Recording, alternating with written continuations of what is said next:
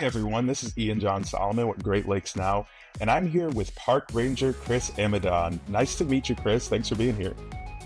I'm glad to be here. Thank you, Ian.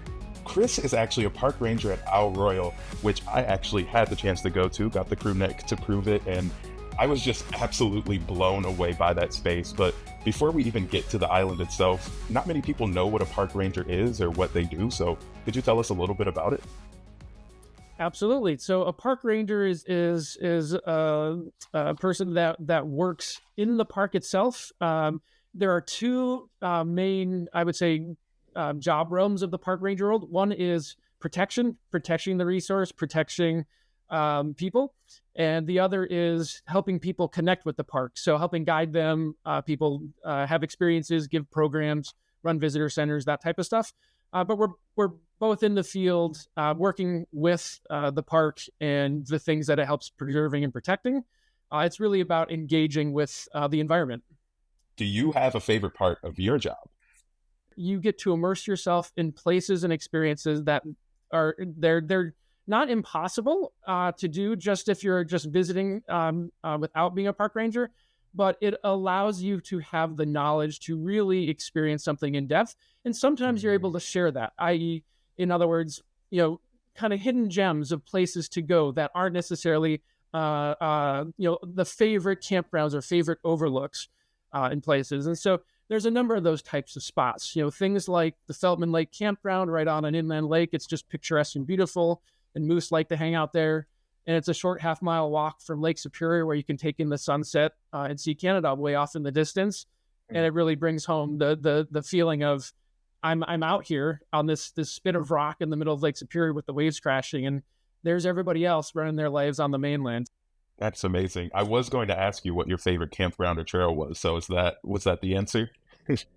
Um, I would say that's a really nice one. And it's a nice one because I would say it's underutilized, right? So if I suggest it, you can go and have a very similar experience that I have. Once you start to diffuse out into the wilderness, once you're outside of the developed areas, that hecticness and busyness very quickly disappears into the park itself.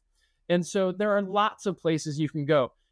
So what do you think, with how much we talked about, it's such a dynamic island, there's so many places to go, there's so many things to see. What do you think is something someone may be surprised about if they were to learn about your job as a park ranger on Isle Royal? So we have typical experiences that I would say are more common, going on a backpacking trip or staying at the lodge for a few days, right? And then you have this tremendously, just again, captivating environment. And the adventures that you can have are as much as you really want to push yourself. I'd say the second one is, historically, having worked here for many years, is we used to tell people that wolves, you will never see wolves. If you're lucky, you might hear wolves. But because our wolf population dynamics have changed over the last couple of years due to a relocation program, that changed 100% in 2024, especially in the Rock Harbor areas. Wolves were very visible and very on the landscape in a way they never have been before. So we had to greatly change our messaging and some of the ways that we had to interact with wolves to keep people and the wildlife safe from each other, essentially. My final question for you is really just, we've talked about the job. I'm sure there's someone watching who's going, I would love to do that. If someone wanted to be a park ranger, what should they know? What should they do? So I would say, working for the parks, there's a huge diversity in backgrounds. I've worked with things you might expect, teachers or law enforcement officials that that were in the military or working in police work.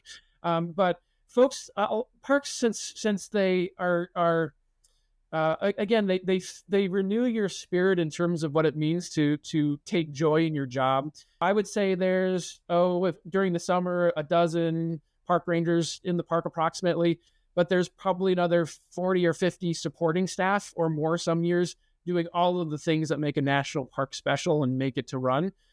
So whatever your interest is in, there is a job, whether at Isle Royal or in the National Park Service, for you, because the National Park Service is, yes, we protect this wilderness island in Lake Superior, but we protect caves, we protect mountains, we protect everything that's of significance in the country. So all I would say is you just need to find that motivation and to look at the possibilities and see what sparks your imagination. That is amazing. Well, Chris, thank you so much for joining us and sharing all of your experience with such a unique and important job. We really appreciate it. You're very welcome. Even happy to share and participate. So thank you so much for inviting me.